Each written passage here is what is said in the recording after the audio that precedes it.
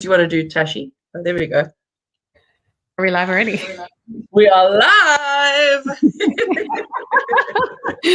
So much for posing or anything like that. Goodness gracious. Talked unawares there a little bit. How's it, guys? Hello, everyone. We are like dressed like we're in the Arctic because goodness gracious, here in Cape Town, it is. Woo, it's real. It's real. Am I echoing in your side? I'm sorry. No, you're perfect. You're good. Shouting so I can loudly. hear you. No, man, you're golden. You're golden. How's everybody doing, man? Are you going to check the comments? Because I'm being so silly. I don't even have my phone on me. Let me check. You check. Who's I'm here? going to Say start. Hi, guys.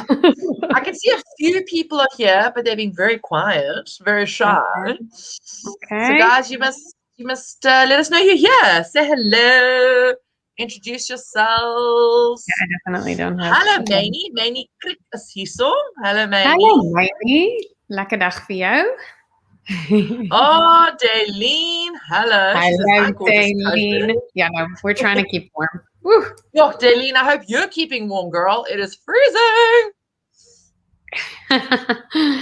So, guys, if you're joining us and you're dialing in, what we're chatting about today is a while ago, Jade and I were sitting in the office and we're just talking about statements and comments that people make around fitness, and even some of the things that we catch ourselves saying or that we've heard others say. And it just really led us to down this path of trying to figure out, what is some common myths in the fitness industry that people die hard believe in. Like they just fight tooth and nail to stick with that statement. So we thought we would just take some of the most common ones. There might be some other ones that we're missing that maybe you think that you've heard or that that's actually false. So what we're going to do is we're going to make a statement. And what we want you to do is in the comments to say whether you've heard of it or believe it, and or if you know it's false. And there are some true ones dispersed as well, so they're not all false, so that you're going to be like, oh yeah, that's false. I think the idea is not to catch you out. It's actually to educate us, to get us to think about like how, what do I believe about health and fitness, and how does it affect my day-to-day decisions around it as well. So who's here? Let's say hi first to some more people, and then we can. We've got Karen in the house. She says, hello, ladies. Shame, Daddy. It's also cold in Joburg, so you must know. You must know if it's cold up there. When Cape Town opens the fridge door, then they get the cold. They catch the cold. Oh, it's so hectic. Hopefully you don't. Hopefully this is still coming your way, Daleen. Hopefully you're just having it at the same time as we are. Hello, Isabel. Isabel is here. Isabel said, hello, Isabel is here. I love it. Hello, Isabel is here. Carla is here. She says, hi, ladies. Leslie. Hi, Leslie. So guys, you're coming in hard and fast. I love it. Awesome. Okay, cool. Sweet. Okay, so if you're just joining us, what we're going to do is we're going to make a statement. And what we want you to do is, and remember, don't be embarrassed if you're saying that, like something is true when it's actually false, or that you're saying it's false when it's actually true. The whole point of this thing is that these are common misconceptions that the majority of people either believe it or make this claim. So it's absolutely commonplace. So the first statement that we're going to make is no pain, no gain. So if you're not in pain after your workout, you didn't work out hard enough. What do you guys think? Let us know what your comments are. So is it false? Is it true? Is it, you've heard it before? Obviously, I think all of us have heard this one. It's like one of the most common ones. Absolutely. Or another one similar to this, like pain is good. Or... Yeah. Yes. Or like if you haven't like properly sweat, then you didn't get a proper workout in calories as well. So guys, I hope that this one is a little bit more obvious, that we're going into this with an easy one. This is a false statement. This is a myth, and it's a proper myth. I mean, it is proper. It's a common myth that people believe that if you have not worked out like to the pain where you're in so much pain, to the point where you're in so much pain, then it's not a proper workout. So, and I think in the same way with the sweat as well, people think that if you're not sweating, some people just sweat more than others. Like it actually, there's not even a correlation there. Do you sweat a lot? Guys, I just start a yoga session and I'm sweating. So yes, every workout is different, and obviously different kinds of workouts give us a different kind of area of focus on our muscles, and working out a different part of our body in a different way. So you don't have to work to the point where you actually hurt yourself. It is nice though for those workouts where you work out and you don't feel it the next day when you go like, ooh, I feel that one. Then you know, okay, this one worked. So absolutely. I think the important thing to also remember is that absolutely, I mean, Daleen said, whilst it's a false statement, it does feel good when you have that ANA. 100%. Exactly. 100%. That does obviously tie in with the endorphins that you're getting and everything else. But I think the important thing to remember here, sorry, Tashi, just to jump in here, is that there's so much more value to exercise than just the ANA. Yeah. Absolutely. And we should see exercise as a celebration of what our body can do rather than to punish it, or rather, not to say that we only work hard to and have that ANA to punish our bodies, but the only workout that you should regret is the one that you chose to miss or skip. Yep, exactly. It's exactly right. So that commitment you made to yourself, that meeting that you've set with yourself, that for that workout, if you've cancelled on that meeting, that should be your regret, not how many calories you burned, not how hard you worked. Sorry, you carry on, Tash. No, and I think and then on that is, as the stronger you get, the less painful a workout is going to be as well. So if you continue to go for the pain, you're going to cause serious injury. You need to come to the point where actually a workout, your muscle has worked so hard, it's done the stretching, it's done the building, that it's not going to actually be as painful. So, so no pain, no gain is a false statement. You can have massive gains by not having as much pain. So, number one, checked. Over to you, Jadels, for number two. That's funny. Okay, guys, next one. Obviously, we want to give you an opportunity, as Tash did before, to share your comments and let us know if you think it's a true statement or a false statement. Maybe you're not even sure. As Tash said, if you say, I've heard it before, but I don't know. I don't know what to believe anymore. Okay, so this is quite a big one, especially given the fact that I think it's very relevant to the audience, not necessarily the audience of this Jeff Ed. I think the audience of the Jeff community as a whole.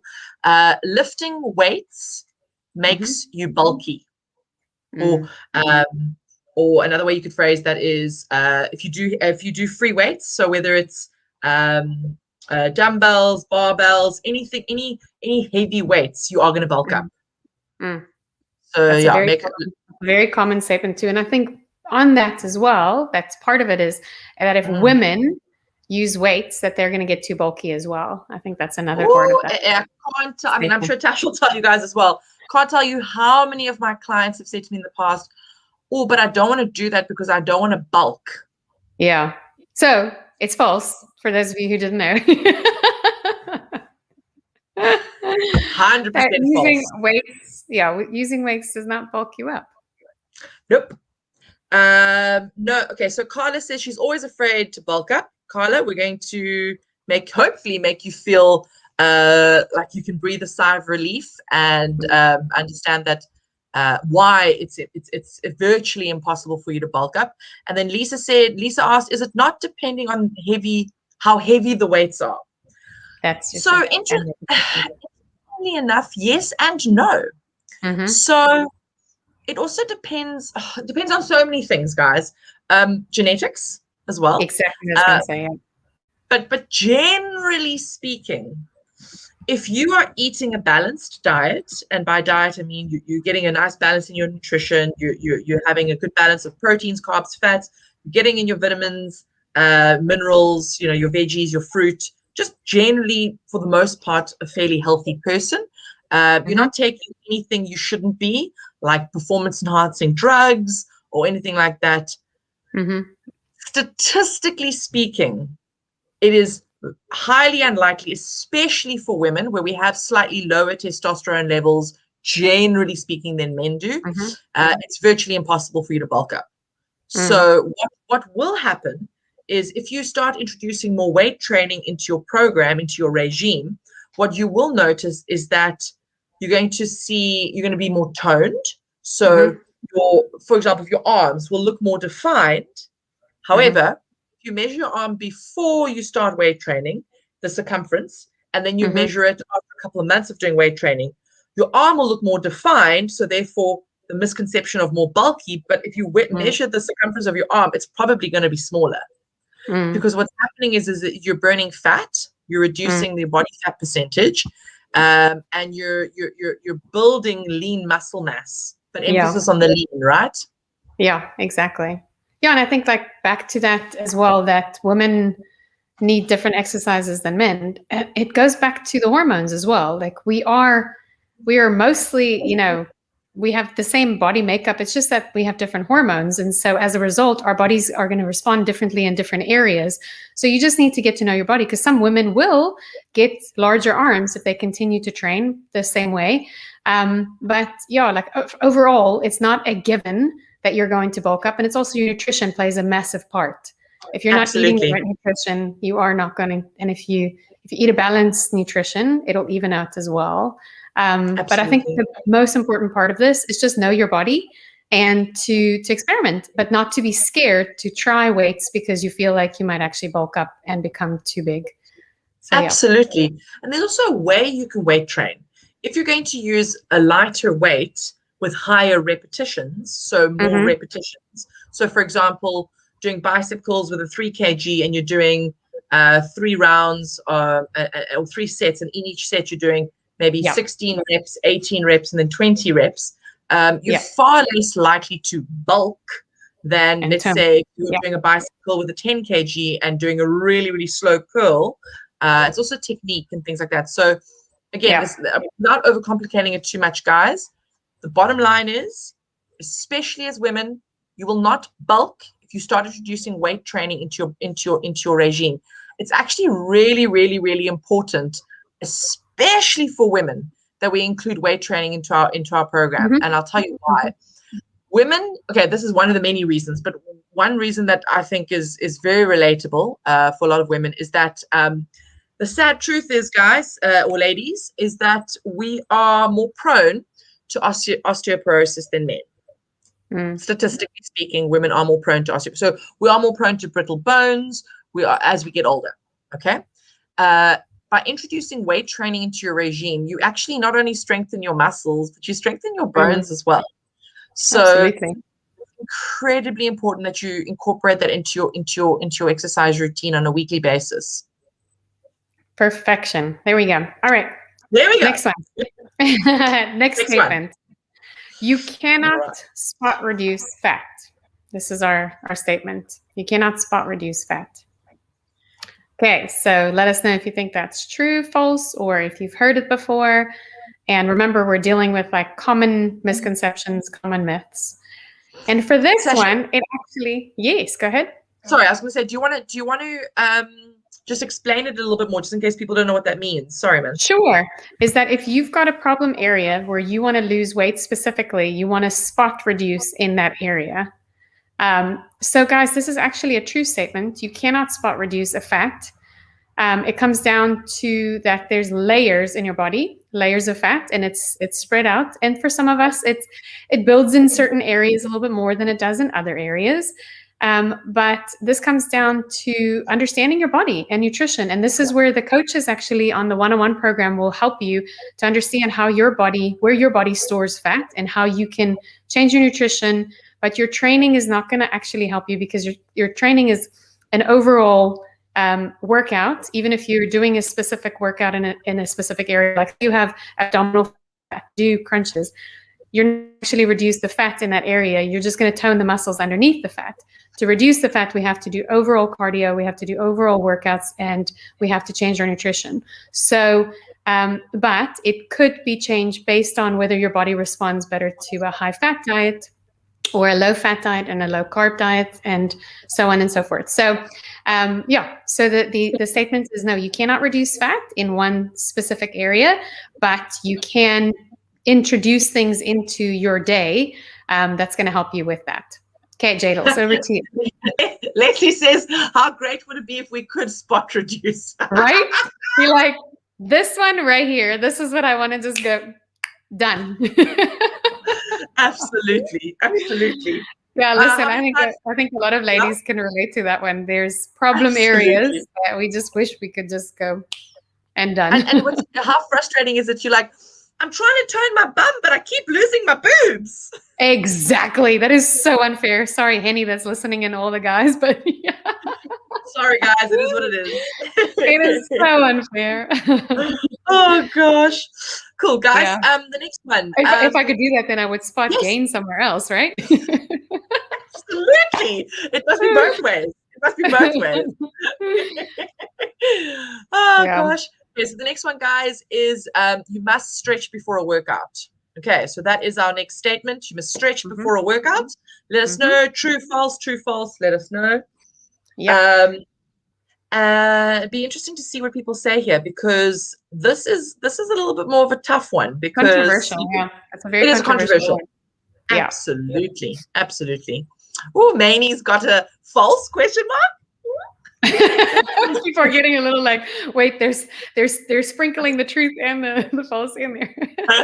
We wanted to do that so we could get people thinking, so you can really question what is it that you believe about these statements, because there's a lot of things that are just said in the fitness industry that actually can be harmful to you in the long run. So it's so important that when we listen and learn, that we have a professional that's guiding us, number one, and that we do research that goes along with that. So Jade, over to you. Okay, what is the answer? All right. You must stretch before a workout. False. Okay. Absolutely false. The problem, and I've seen it before. I actually went for a run a couple of years ago with a group of friends, random situation, and some of the girls were stretching and that, and we hadn't even started. And I was like, oh, guys, don't you want to warm up first? Because your muscles are cold. So that's the key, is warming up. Absolutely. And a few people have actually said in the comments, warming up is probably more important. Yes, guys. So technically, yes, you can stretch before you hit the ground running, smacking it hard with the workout. However, you need to make sure your muscles are warm first. So how can we do that? We can do some dynamic stretching. So you don't want to do static stretching. You don't want to stand there and hold a position like this, like standing and stretching. Because you're taking the cold muscle and you're stretching it and hurting it way beyond what your workout's probably even going to do. Absolutely. So, as Darlene said, her physio suggested minor stretching and warming up. Absolutely. So little stretches, more just trying to, I hate the word, but like lubricating your joints. Super, that's really important. So sorry for the choice of words or the turn of phrase, but you get what I'm saying. So your wrists, your elbows, your shoulders, your hips, ankles, knees, that's very important. Dynamic stretching, get the blood flowing to those extremities, to the parts of the body, especially if you've been sitting all day or you've just woken up or whatever the case may be. It's incredibly important. And once you're warm, then maybe do a light stretch, but really the real stretching should only happen post-workout. Yeah, and here's a statement that I found actually on this topic, because like you, I also believe this, growing up and cross-country runner, doing things like that. People always say stretch. And so the statement says stretching is something many people do just because they feel that they should, or someone told them to. And it's actually that the conventional wisdom is that stretching elongates the muscle and helps prevent injury. However, the opposite is actually true. It says stretching before a workout will weaken the muscle by 30% and reduce the reduced tension might actually increase the risk of injury. So you want to warm up, excuse me, by walking a little bit, or like a little running on the spot or something like that before you actually do anything else. Absolutely. And guys, remember, I know time is precious and we're time strapped, but stretching is super important. So incorporate into your routine at the end of the workout. Guys, it increases flexibility, keeps your muscles strong and healthy, and it actually helps with mobility and that range of motion with your joints. It's really, really important. And if you're not stretching, as Tash said, you are going to injure yourself long term. So stretching is great or vital, but it's the timing, it's the when you stretch that's important. Yes, exactly. Yeah, cool. All right. Yes. No, it's yours. Go for it. It's yours. This is one of your favorite topics. There you go. Yeah, geez, guys, I feel very passionately about this next one. I haven't even done research on it. I just I'm gonna get hot now. Okay. So this is the statement. The statement is you cannot out-exercise or out-train bad nutrition. So just to unpack that a bit more, whilst you guys are putting in your whether you think it's true or false. So what that means is that you people say it's fine if I eat so I had an Easter egg and it's this many burpees, like people, I mean, we joke about it, but at the same time, people say this. So it's kind of nice to know the Easter egg is so many burpees because it just puts it into perspective. But yeah, so you cannot out-exercise bad nutrition. And Jadels, that is? Guys, that is so true. It is You cannot try and make up for your nutrition through like punishing yourself in a workout. It doesn't work like that. Guys, please. And we get this all the time in the one-on-one. If you do this, please stop. Please stop. Yeah. You are hurting yourself, not only physically, you are hurting yourself emotionally, psychologically. I mentioned at the very beginning of this, Jeff Ed, exercise should be a celebration of what your body can do. You should be celebrating what your body can provide you with, not punishing it for what you did to it earlier. So, or yesterday or the week before, whatever. So please, guys, stop it. Just stop. Yeah, and also, transversely for the nutrition as well, food is to be enjoyed. Like food is delicious, and food, is part of life. So if you have something that may be a little bit higher in calories or, not maybe as much nutritional value, do not punish yourself for eating it. Own it, move on, count it, if you're part of the JF community, count it as part of your 1.5 and move on. Don't deal with the guilt, like Jade says, the emotional trauma that it causes you, the psychological trauma. Just own it. I did it. Moving on, and continue with the same track that you have for your workouts, because over time that consistency will work in your favor. But don't now overdo it because you had that chocolate or whatever. So, absolutely. You are next, Tashi. I think we're going to run out of time here. I know, exactly. Okay, well, this one is a quick one. If you walk 10,000 steps a day, it's enough to keep you fit. I think a lot of us have that as a target for our day-to-day, where we want to just walk 10,000 steps at least. And I think the indicator with 10,000 steps is the statement is false, by the way. I'm going to just go ahead and skip ahead to that. It is great to move. It is great to get that movement in. And the 10,000 steps on your device is an indicator of movement. And that's why Discovery and, all the devices will have that as a target. It's not to say that it's enough, but it actually is an indicator of, did I move enough today? Did I actually get enough, blood flowing? However, to be able to live a healthy life, and a lot of research have shown lately that actually 5 days exercise, oops, I'm going into the next one. The next statement is that you should work out every single day, which is also... We'll come back. We'll come back to that. So the point is that getting a workout with your heart rate up in a determined amount of days is actually more beneficial for you, even if it's small little bursts. And so if you get that workout and your step count is lower than 10,000, that's really a win. It's a massive win. So the 10,000 is not enough to keep you fit.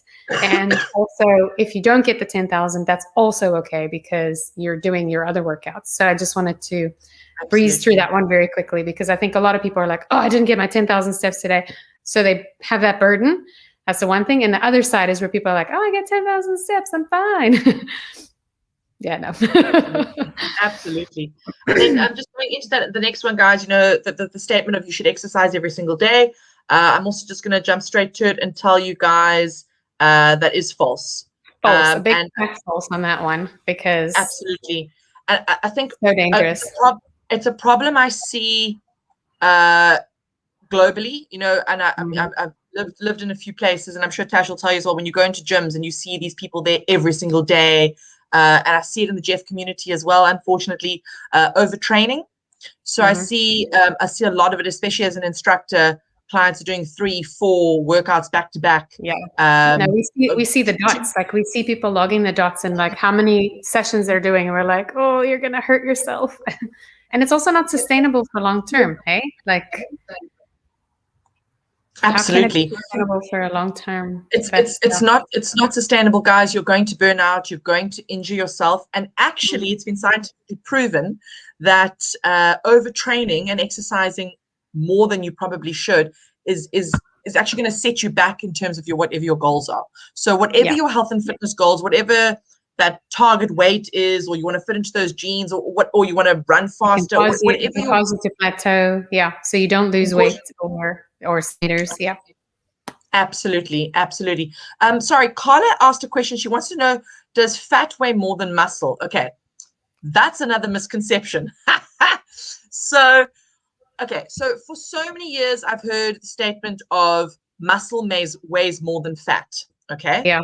Guys, that's also technically false. Sorry, this is not one of our predetermined ones. So muscle does not weigh. A kilogram.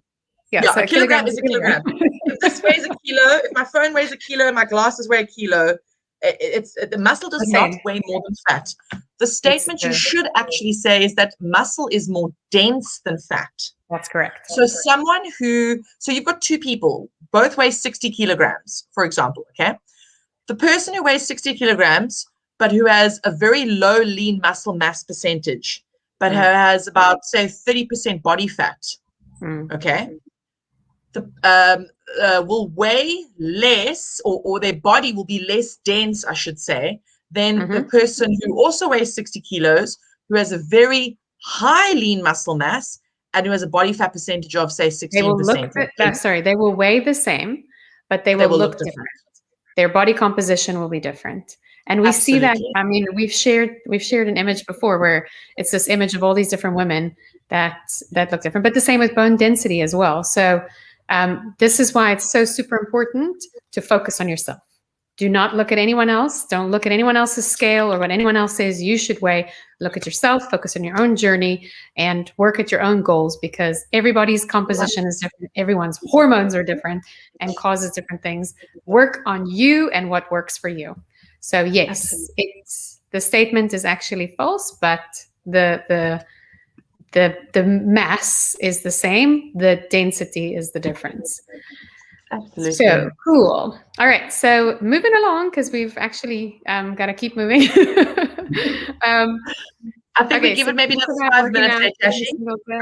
We talked about. I was going to say, let's maybe give it another 5 minutes. Otherwise, we're going to go really far over here. Yeah. Okay. So why don't we take the next one and the last one together, because they kind of go together in a little bit. So, so the next statement is, all calories are created equal. And this is another controversial one. And then in the same sentence, and I'll just bring it in. So let us know if you think that this is true. So it's kind of like the weight question again too. Yes, all calories are the same because they give you the same amount of energy. However, what they produce for your body. So we don't believe that all calories are equal. We believe that this is a false statement, because what you consume is very much the choices you make. You can have 30 grams of fat, and that 30 grams of fat could be cheese, or you can have 30 grams of fat, and that is seeds. And what is going to give you more benefit? So it's not necessarily that the calories are going to be, different. You're going to get the same amount of calories, but what's going to benefit you for the long run more? So I've always, when I was a one-on-one client, I would tell my clients, like, you're fine. You're within your caloric intake of what you need for the day. However, if you make these small tweaks here and there by choosing the leaner option, that's going to have more benefits for you, more fiber, whatever it is, more density. Your body process it very differently, and it's actually going to be to your benefit. So, and for the long run, not just for that meal for that moment. Absolutely. And you are also very passionate about this one, so I'm going to let you also speak. Yeah. Guys, I used the example earlier. Yeah, guys, it gets me so cross. It gets me so cross because you have this argument of, but this piece of cake, I used this example earlier as well. The piece of cake is 200 calories. The salad is 200 calories. Okay. But I can have a piece of cake because it's the same calorie, calories in, calories out. Ha, ha, ha. No. And you can. No, you can. No. Have the piece of cake if you want to, but not every meal. Yeah. Absolutely. Because again, at the end of the day, it's about balance. So you can't, let's not be extreme. You need to have a piece of cake every now and then. It's not the end of the world. It's not going to touch sides, especially if you're living a healthy, balanced lifestyle 80% of the time. But a piece of cake at 200 calories and a salad at 200 calories, the benefit for your bodies and the way your body uses that energy is very different. It's like Tash mentioned, a salad is going to give you so much more value than the calories. It's going to give you mineral value, vitamin value, fiber value, and the benefits. Absolutely, the benefits for your body are endless. I mean, I've written some of them down as well. Also don't forget that different foods have different effects on your hunger levels, on your blood glucose, how your body metabolizes things, hormones, energy. So it's incredibly, incredibly important that you need to recognize that, yes, have that slice of cake. Don't overthink it. 1.5 days, remember? Nothing extreme.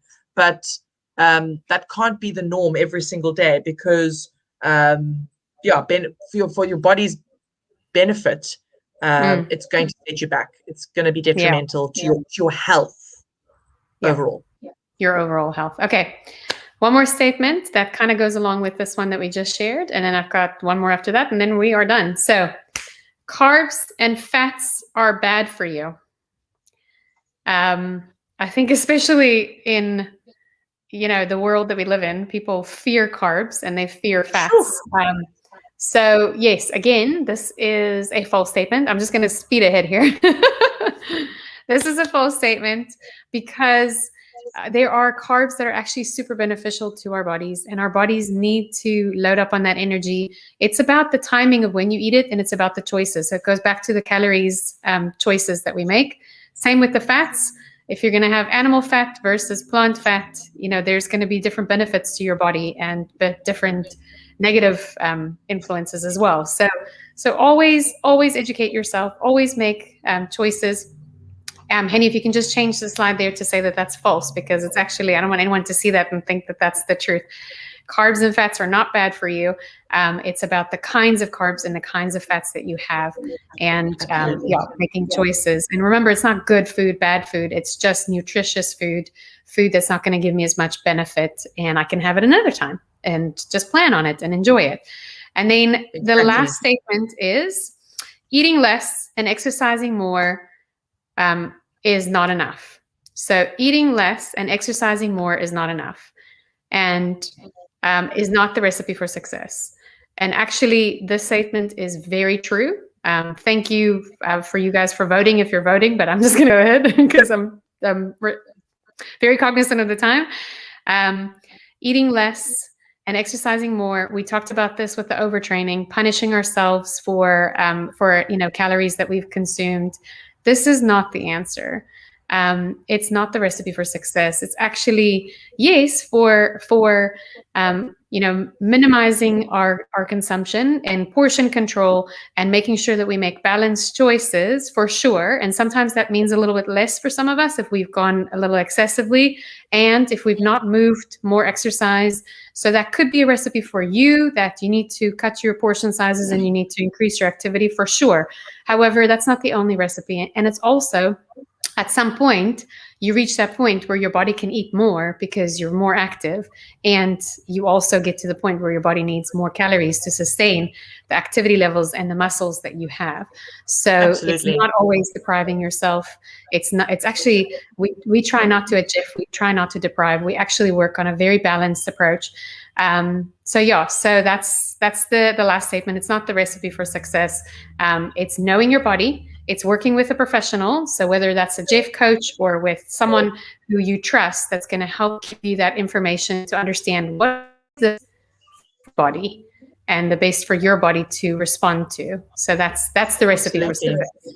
Can I finish on that quickly, Tash, just to wrap up, guys? You must remember, because this is a statement we get a lot from our one-on-one clients. They always say, "Oh, but I don't want to be on more calories. I don't want to be eating more. I'm trying to lose weight. Why are you putting me on more calories?" Guys, you need to remember, as Tash said, as you get more into a habit of exercising and training more, your body is going to need more. Remember, although the body is so much more complicated than this, because it's an incredible machine. And again, machine is even, not even explaining the full extent of how incredible our bodies are. But in a very rudimentary, basic understanding is consider and look at your metabolism like, those old school steam train engines from like the Mickey Mouse cartoons, where like Mickey Mouse would be shoving the coals onto the fire to make the train go faster. Try and see your metabolism like that. Okay. Your metabolism is the steam train engine. The more you feed it with the right things, the right tools, the right choices, right food, the right proteins, carbs, and fats, the faster the metabolism will work for you, not against you. And then just quickly to answer Eloise's question. Eloise, I will take this offline with you and I'll comment a little bit further, but you've asked, is eating fats and carbs together not bad for you? Absolutely not. No. Every meal should have a representation of all your food groups on your plate. Every meal, for the most part, again, not carbs in every meal necessarily. Depends on the individual, but depends on the individual. But generally speaking, on your plate, you should generally always have a representation of all food groups: proteins, carbs, and fats. They work together to ultimately help you achieve your fitness and health goals. So, eating carbs and fats together being bad for you? False. No, it's actually the bottom line is, when it comes to what you should eat, carbs, fats, whatever it is, it's the timing of the day, it's the portion size, it's the understanding how your body responds to it, and making sure that you feed your body well so your body can function at its best capacity. So yes, you can have it. It's just a matter of who and how and what. Absolutely. All right, we need to go. Absolutely. So guys, we'll answer comments and questions there in the comments, but thank you so much for joining us. I hope this is what our hope was. If maybe you knew all of these statements and you already knew this, then well done. We just found that in a lot of people and a lot of clients, they make these statements as absolutes, and we just wanted to challenge that thinking, and we wanted you to challenge yourself too when you say something, or if you give advice to someone else, or if you're even listening to someone else's advice, question it. Is this really true? Or is this just one of those common myths that I've heard and that I'm believing? And do your research, and we're always here as well. Like, we want to shameless plug, but we are here. Absolutely. Thanks so much, Tash. You're amazing. Thank you, everybody. And we hope to see you again soon. Bye.